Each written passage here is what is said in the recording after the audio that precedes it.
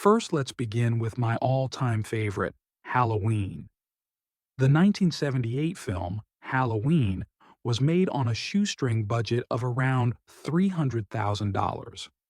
Many of the actors wore their own clothes, and Jamie Lee Curtis famously bought her wardrobe for under $100 at J.C. Penney. Michael Myers' iconic mask was created using a William Shatner Captain Kirk mask that the costume department found for $1.98. It was painted white, the eye holes were widened, and the hair was teased to make it creepy. Shatner later admitted he found it flattering and bizarre. Since the movie was filmed in California in spring, the crew used painted fake leaves to create the illusion of autumn. After filming, they gathered and reused them to save costs. In addition, pumpkins were hard to come by in spring in California, so the production used some painted squash in place of real pumpkins in certain shots.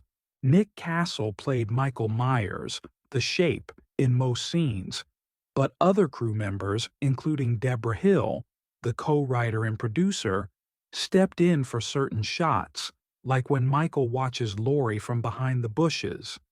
Nick Castle, who played Michael Myers in the original, was instructed by Carpenter to move like a ghost, leading to his eerily smooth and emotionless movements. This almost inhuman quality of his walk became one of the franchise's most iconic and chilling elements.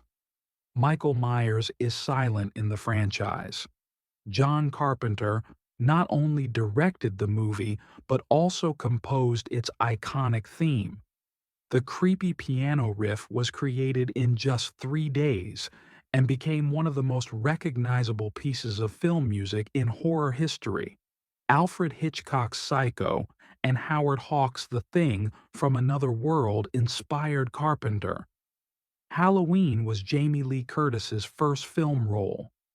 Carpenter cast her as a nod to her mother Janet Leigh, the Scream Queen of Psycho fame. Curtis was so nervous on her first day that she thought she'd get fired.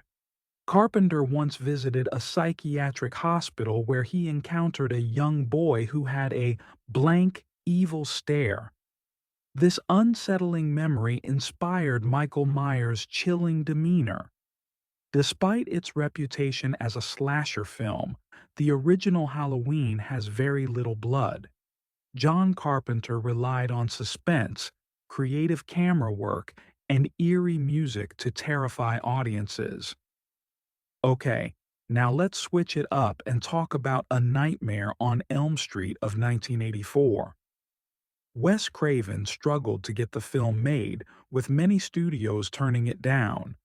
One executive infamously said, "Horror is dead." The script was finally picked up by New Line Cinema, which was a small, struggling company at the time. The success of the film earned New Line the nickname The House That Freddy Built. Director Wes Craven based Freddy Krueger on a combination of childhood fears, a real-life encounter with a creepy man staring at him through a window, and a series of mysterious deaths in the 1970s where people died in their sleep after complaining of terrifying nightmares. Freddy's name came from a bully Craven dealt with as a child. Despite being the film's central villain, Freddy Krueger is on screen for just 7 minutes in the original movie. Freddy's iconic red and green sweater wasn't random. Craven read an article stating that red and green are the hardest colors for the human eye to process together, giving it an unsettling appearance. Freddy's clawed glove was designed to evoke primal fears of predatory animals. The glove was made from steak knife blades and a leather glove, giving it a homemade yet terrifying vibe. Actor Robert Englund spent 3+ hours in makeup every day to become Freddy. The burn scars were inspired by real medical photos of burn victims, adding to his gruesome appearance. The creepy 1, 2 Freddy's Coming for You nursery rhyme was based on traditional jump rope songs. Its eerie delivery by ghostly children made it an unforgettable horror element. A Nightmare on Elm Street marked Johnny Depp's film debut. He was cast partly because Wes Craven's daughter thought he was dreamy, and the rest is history. The infamous death of Glenn, Johnny Depp, involved gallons of fake blood pouring out of his bed. The scene was filmed using an upside-down rotating room, but the fake blood caused electrical issues, leading to a chaotic set flood. Freddy's lair, the boiler room, was filmed in an abandoned prison boiler room in Los Angeles. The location was so filthy that the cast and crew had to get tetanus shots before filming.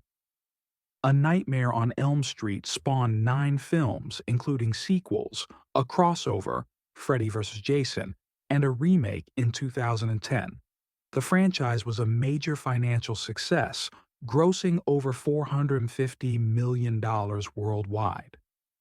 Wes Craven is also responsible for the Scream franchise that started in 1996. Wes Craven directed the first 4 films. Matt Bettinelli-Olpin and Tyler Gillette took over for Scream 2022 and Scream 6 2023. Kevin Williamson wrote the original screenplay. The movie was originally called Scary Movie before being renamed Scream. Ironically, the parody franchise Scary Movie spoofed Scream. The Ghostface mask was discovered by the production team in an abandoned house. It was a cheap Halloween costume mass-produced by Fun World. The chilling voice of Ghostface was performed by Roger L. Jackson, who never met the actors while filming to keep them genuinely scared. The climax in Stu Macher's house took 21 consecutive nights to film, leading the crew to call it the scene that wouldn't die. Randy Meeks, Jamie Kennedy, famously explains the rules for surviving a horror film include never having sex, never drinking or doing drugs, and never say, "I'll be right back." Other iconic lines include, "Do you like scary movies?" which is Ghostface's iconic opening line to set the tone for the franchise. "Movies don't create psychos. Movies make psychos more creative," said by Billy Loomis during the reveal of his motives. "You forgot the first rule of remakes, don't FI with the original," said by Sidney Prescott in Scream 4. The Scream franchise, total worldwide gross, is approximately $1.18 billion so far. Scream is one of the most successful horror franchises of all time, maintaining its popularity and cultural relevance across multiple decades. Wes Craven didn't just create horror films, he redefined what the genre could be.